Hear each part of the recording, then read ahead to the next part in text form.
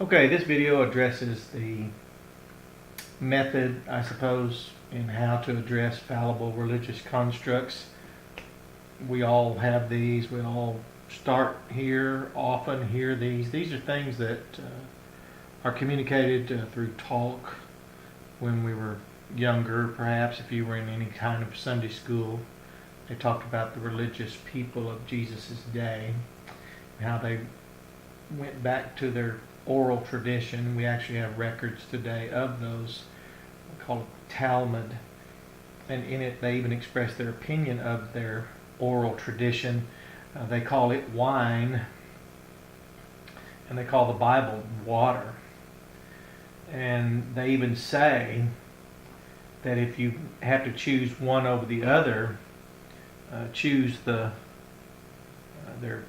Talmudic studies, or Talmudic. I really wouldn't care if I pronounce that correctly or not. But anyway, they advocate choosing the talk over the text. So when you approach this, as well, I've been teaching where I'm at now for so many years. I've never really encountered anything volatile or emotional. We had outbursts before, but it was by people who had never actually sat in a class where the teacher knew how to evaluate and knew the science of hermeneutics, things like that. But let's go with that. The first thing then is, what's the first hermeneutic? Well, we begin to discuss something, hermeneutics I was taught you. First thing you do is let's define our terms. So define your term. And of course that's from the Bible. You know that we might say the English word church, but as those who are entrusted the teaching to hand down for the next however many years the Lord allows us to remain here on this earth making disciples for Him, we received these words and have been entrusted them now for 2,000 years. His churches have been teaching them. So, of course, these would be define the term from the Bible. That's from the Bible. And this is where a lot of the talk will dissipate, similar to if church is an assembly, a called out body, a called out or out called, then you really don't have a lot to argue about. And then you document the term. And that's just an easy way of saying that it's contextualized narratives. Excuse me. And that's just a longer way of saying that it's like when you take a lexicon, it'll have a word, let's say baptizo, and then listed under be all the texts that contain that, and you can get a concordance out. So this would be the construct, the divine construct, and these would be the contextualized narratives that populate this construct, and this entire thing here would then be your knowledge of what baptizo, according to the Bible, actually teaches. Now, of course, much is said about it, but there's really nothing preferred for us than what's actually written. So how to address it, we can take a couple lightweight ones.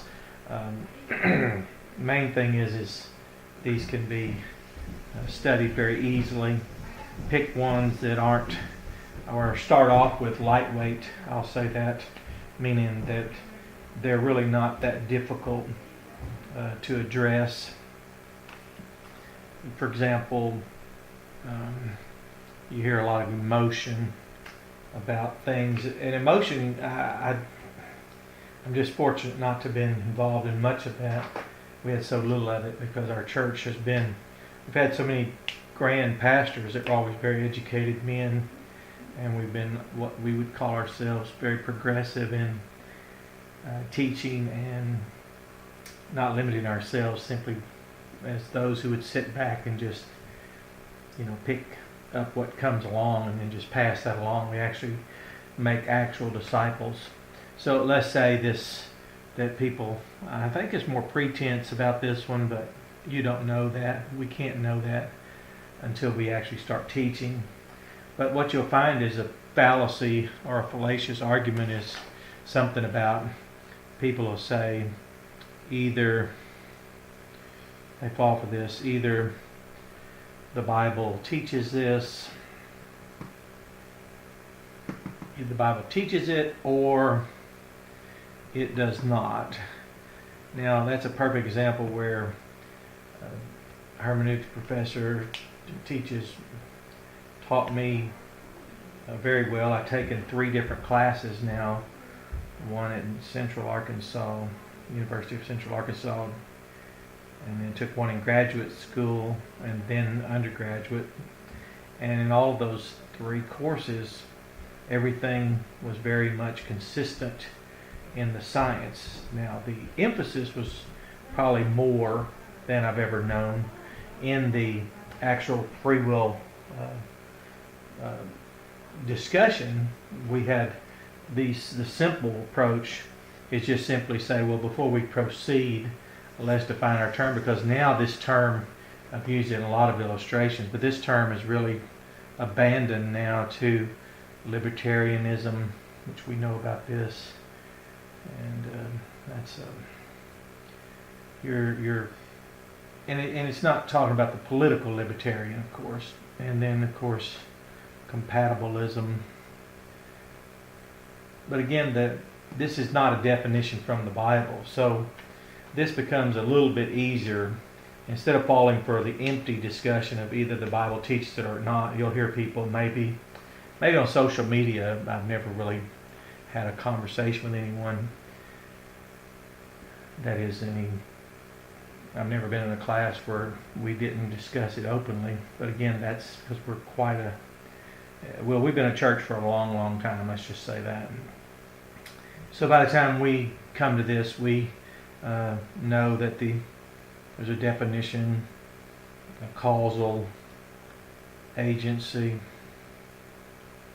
and that's not our choosing, by the way. And that's actually the Hifil and Hafal stems in the biblical Hebrew. So that pretty well does it. It's just both this and this have great problems with causal agency. When you read in, let's say Aristotle, for example, he'll say that the oldest form of free will is causal agency or agent causation. So it's really not even a good discussion, because when you approach this fallible religious construct, which this one is a very lightweight one, and what I mean by that is ranking it. This one is just nothing more than an absence of a definition from the Bible. Once that's placed, you can go into the Bible, like Genesis 2:21 in the King James Version. It will say God caused a deep sleep to come upon Adam. Then in Genesis 15:6, it speaks of Abram believed God, or believed in the Lord, and it was counted unto him for righteousness. Well, that's the same text or same type of action, and to represent this causal agency, all the translator had to do is just say, and he caused himself to believe. And then all of this, well, it's really not an error. We could call it that, but when we don't know something, we don't know it, and we really act according to what we know.